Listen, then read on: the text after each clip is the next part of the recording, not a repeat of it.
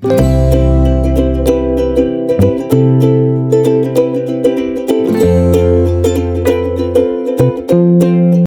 hello, salam sejahtera Malaysia. Selamat datang ke channel Fels Lifestyle. Terima kasih kerana terus setia dan terus bersama di dalam channel ini. Saudara-saudara yang saya hormati, tuan-tuan dan puan-puan. Seseorang itu boleh dipecat. Seseorang itu boleh letak jawatan. Seseorang itu boleh hilang jawatan ataupun kelayakan.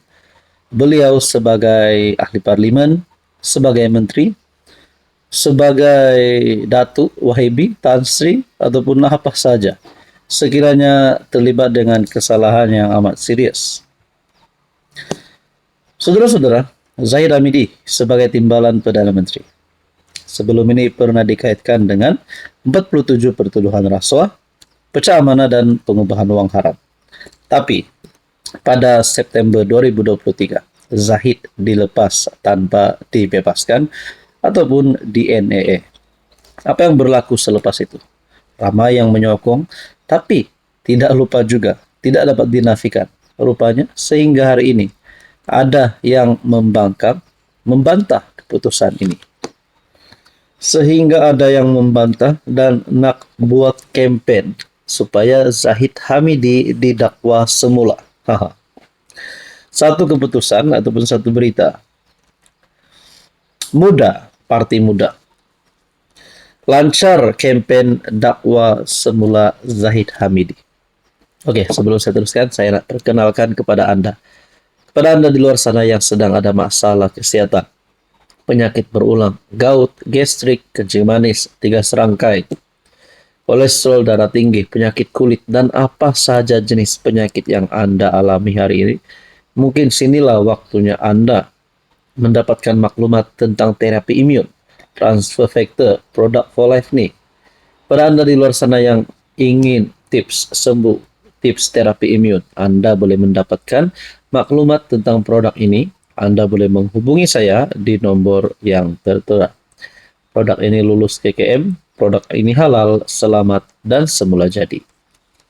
Kita pergi ke artikel, di mana muda lancar kempen dakwah semula Zahid Hamidi. Saya tertanya-tanya, kalau Zahid Hamidi didakwa semula, keputusan di NAA ditarik balik, adakah dengan ini Zahid mempunyai risiko untuk letak jawatan ataupun hilang kuasa? Saya tertanya-tanya kenapa tiba-tiba Parti Muda melancarkan kempen ini. Muda melancarkan kempen menuntut jabatan Pegawai Negara, membuka semula kes-kes rasuah dan salah guna kuasa, melibatkan TPM Ahmad Zahid Hamidi. Pemangku Presiden Parti Muda, Amira Aisyah Abdul Aziz, berkata, kempen itu penting kerana rakyat berhak tahu kebenaran. Sebab bagi saya, ini bukan sekadar kempen muda. Ini adalah kempen semua rakyat Malaysia yang nak tahu kebenaran. Katanya dalam sidang media di Ibu Pejabat Lawyers for Liberty LFL di Petaling Jaya. Amira Aisyah berkata, rakyat Malaysia mahu tahu bagaimana orang yang berada dalam kerajaan boleh lepas dengan begitu sahaja. Kempen itu melibatkan siri demonstrasi, ceramah dan jelajah ke seluruh dunia. Kami tidak takut untuk turun ke jalanan untuk menuntut pendakwaan semula Zahid Hamidi. Adakah selepas ini ada kempen turun Zahid selepas kempen turun Anwar? Nah, tapi yang mengejutkan, dalam ruangan komen, saya melihat melalui Facebook page Malaysia Kini, dalam ruangan komen, satu komen yang saya nak share, dia kata di sini, dengan Syed Saddiq sekali. Adakah dengan ini pembebasan yang diterima Syed Saddiq juga akan ditarik balik? Nah, dalam beberapa komen berkata, ini kerja Pegawai Negara. Rakyat tiada kuasa nak desak kerajaan dakwa Zahid semula. Tutup kedai Parti Muda. Syed pun nak lari dari muda, tolak jadi presiden. Berkaitan isu ini, apa komen Anda? Hai, hello, salam sejahtera Malaysia. Selamat datang ke channel Fels Lifestyle. Terima kasih kerana terus setia dan terus bersama di dalam channel ini. Saudara-saudara, tuan-tuan dan puan-puan, Muhyiddin sebagai pengurusi Perikatan Nasional. Pasti ada niat, pasti ada tekad untuk jatuhkan Anwar. Beliau pernah menduduki jabatan sebagai Perdana Menteri. Dan pada kempen turun Anwar baru-baru ini, beliau juga memainkan peranan yang penting. Mungkin antara beberapa cara untuk mereka tumbangkan Anwar, pasti mereka sedang merangka macam mana cara nak tumbangkan Anwar sebelum ataupun pada PRU 16. Tapi satu langkah terkini daripada pembangkang. Muhyiddin umum 12 parti pembangkang bentuk gabungan longgar. Mungkinkah ini satu bentuk kerjasama ataupun satu bentuk langkah untuk tumbangkan Anwar?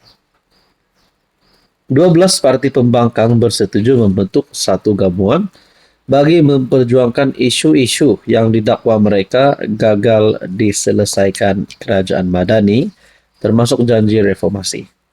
Oke, sebelum saya teruskan, saya perkenalkan kepada Anda, ini adalah terapi imun. Kepada Anda di luar sana yang sedang ada masalah penyakit, masalah kesehatan, apa juga jenis kesehatan yang melibatkan hati, jantung, penyakit melibatkan buah pinggang, penyakit seperti gastrik, gout, kolesterol darah tinggi, dan macam-macam lagi, termasuk kencing manis. Mungkin ini adalah jalan kepada masalah kesehatan Anda. Ini adalah terapi imun, ini adalah untuk mendidik, menyeimbangkan, dan meningkatkan kekuatan sistem imun badan sehingga mampu melawan berbagai jenis penyakit. Anda boleh mendapatkan maklumat tentang produk ini melalui nomor yang tertera. Saudara-saudara, adakah 12 parti pembangkang ini bakal tumbangkan Anwar? Gabungan itu terdiri daripada Bersatu PAS, Gerakan Pejuang Muda, Parti Rakyat India Malaysia, Putra, Barisan Jemaah Islamiyah se-Malaysia ataupun Berjasa, Parti Sosialis Malaysia, Parti Kemajuan Malaysia, Parti Perikatan India Muslim Nasional. Sebuah lagi organisasi yang terlibat ialah parti yang belum didaftarkan secara rasmi, Bersepakat Hak Rakyat Malaysia, URIMAI. Presiden Bersatu Tan Sri Muhyiddin bagaimanapun berkata, nama bagi gabungan longgar itu hanya akan diumumkan pada mesyuarat mereka yang akan datang. Adakah ini menjadi PN baru, PN 2.0? Wah, kita pun tak tahulah. Jadi kalau ada 12 parti bergabung, adakah setiap komponen di dalam gabungan ini bersetuju Muhyiddin jadi PM? Ataupun mungkin mereka ada calon mereka tersendiri? Nah, saudara-saudara, saya tertanya-tanya, mahukah PAS melihat Muhyiddin jadi PM? Ataupun mereka nak Hadi Awang yang jadi PM? Karena seperti kita tahu, tanpa PAS siapalah PM? Karena PAS mempunyai jumlah wakil rakyat ahli parlimen yang paling banyak di dalam gabungan Perikatan Nasional. Saya terfikir, saudara-saudara, mungkin kepada penyokong Muhyiddin, mahu Abah angkat sumpah jadi Perdana Menteri ke-11. Tapi kepada penyokong Hadi Awang, mereka juga nak Hadi Awang mengangkat sumpah sebagai Perdana Menteri ke-11. Itulah harapan mereka. Tapi pada akhirnya, sehingga hari ini mereka tak dapat tumbangkan Anwar. Anwar masih Perdana Menteri. Tapi kita lihat pada PRU 16 pun Anwar masih ada harapan yang cukup tinggi untuk terus menang dan jadi Perdana Menteri. Hubungan di antara PHBN pun kita dapat lihat masih dalam keadaan yang baik, walaupun ada beberapa isu yang timbul sebelum ini. Jadi, saudara-saudara, 12 parti pembangkang bentuk gabungan longgar.